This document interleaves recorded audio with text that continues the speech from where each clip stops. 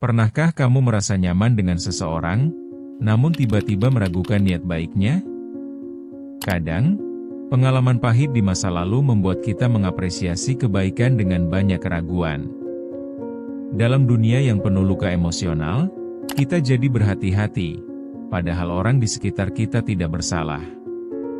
Efek trauma ini diibaratkan seperti bayangan yang membuntuti kita, menenggelamkan cahaya kepercayaan yang semestinya bersinar. Jadi, bagaimana bisa orang yang baiknya terlihat mencurigakan? Apakah ini murni dari ketidakpercayaan kita sendiri atau ada hal yang lebih mendalam? Bayangkan situasi saat seorang mahasiswa yang baru putus cinta memikirkan setiap perkataan teman barunya. Dia ingin menaruh kepercayaan, tetapi selalu ada suara di dalam hati yang berkata, "WhatsApp lo ya?" Mari kita gali lebih dalam di chapter pertama ini. Chapter 1, Memahami Rasa Curiga yang Terluka. Kita mulai dengan memahami rasa curiga ini. Saat seseorang berkata bahwa dia peduli, benarkah kita bisa langsung percaya? Untuk banyak orang, ingatan akan cinta yang pernah menyakitkan membuat kita lebih skeptis.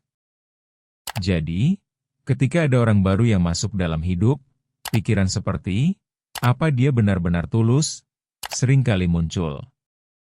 Hal ini terutama terjadi saat dihadapkan pada situasi ketika seseorang sangat baik di awal, namun kita sudah mengantongi pengalaman pahit yang menempel di ingatan. Suasana ini menjadi semakin rumit ketika cinta yang kita cari tak kunjung datang, dan di saat yang sama ada banyak pesan masuk dari orang-orang yang tampaknya peduli. Kita berada di titik di mana kita harus memilih, tetap skeptis atau mulai merangkul rasa percaya yang baru. Ingat, ini bukan soal menuduh, tetapi soal melindungi diri dari rasa sakit yang tidak ingin terulang. Chapter 2, Menggali Akar Masalah, Trauma Emosional. Trauma emosional menjadi fondasi dari rasa curiga ini. Hal ini seringkali berakar dari pengalaman masa lalu, seperti hubungan yang mengecewakan atau pengkhianatan. Coba ingat kembali masa-masa di mana kita dikecewakan oleh seseorang yang kita percayai. Setiap pengalaman ini bisa menambah lapisan pada cara kita berinteraksi dengan orang lain. Penelitian oleh seorang psikolog menunjukkan bahwa luka emosional dapat mempengaruhi kepercayaan seseorang hingga bertahun-tahun setelahnya. Misalnya, seorang ibu yang berulang kali dikhianati oleh pasangan mungkin menjadi sangat protektif terhadap anak-anaknya dari hubungan baru.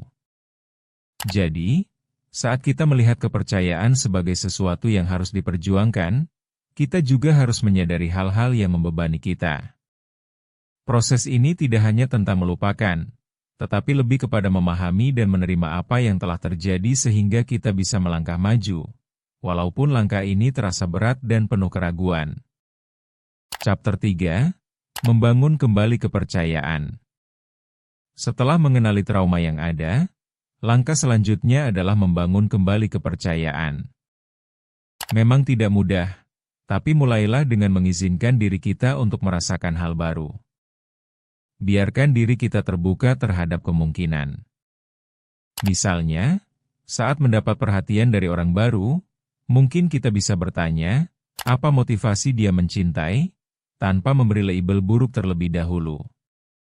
Proses ini juga melibatkan berani untuk mencoba, agar kita tidak selamanya terjebak dalam zona nyaman yang malah menyiksa diri. Ini adalah langkah untuk belajar merasakan, meski ada rasa takut. Menghargai proses ini juga penting. Kita harus ingat bahwa membangun kepercayaan memerlukan waktu, sama seperti kita mendesain kembali harapan di masa depan. Tidak ada yang instan, dan kita tidak perlu bergegas, karena setiap langkah pasti mendekatkan kita pada tujuan. Chapter 4, Menyikapi Ketidakpastian dengan Bijak. Konflik batin bisa menjadi dilema ketika kita mencoba menyikapi ketidakpastian dalam hubungan baru. Bagaimana cara menjaga diri tanpa menutup diri? Di sini, kesadaran diri berperan sangat besar. Kita bisa mulai bertanya pada diri sendiri, apa yang membuatku merasa tidak aman? Dengan menjelajahi jawaban ini, kita bisa menemukan banyak hal yang menyangkut ketakutan dan kebiasaan kita. Ini membantu kita memahami apa yang sebenarnya mengganggu rasa percaya kita, memberikan ruang untuk berproses. Merelakan ketidakpastian ini perlahan-lahan dapat mendidik kita untuk tidak cepat mengambil kesimpulan yang salah terhadap orang lain. Coba lihat situasi seorang dokter yang terpaksa mempertimbangkan setiap niat saat berhubungan dengan kolega, yang mungkin baik, tetapi trauma dari pengalaman sebelumnya membatasi kemampuannya untuk membangun jembatan kepercayaan yang baru. Chapter 5, Memiliki Sudut Pandang Baru. Akhirnya, kita sampai pada titik penting, yaitu memiliki sudut pandang baru. Melihat ke arah positif dari sosok-sosok yang baru datang dalam hidup sangat krusial. Bukankah kita selalu berhak untuk bahagia meski pernah terluka? Satu langkah sederhana seperti menghargai niat baik ke orang lain dapat membawa kita pada rasa nyaman bertahap. Kita perlu mengingat, meski dunia ini penuh dengan risiko, percaya pada kehadiran orang-orang yang tulus bisa jadi langkah terbaik. Mulailah dari diri kita sendiri, bagaimana kita ingin diperlakukan, dan biarkan kebaikan menebarkan cahaya di tengah kebisingan trauma.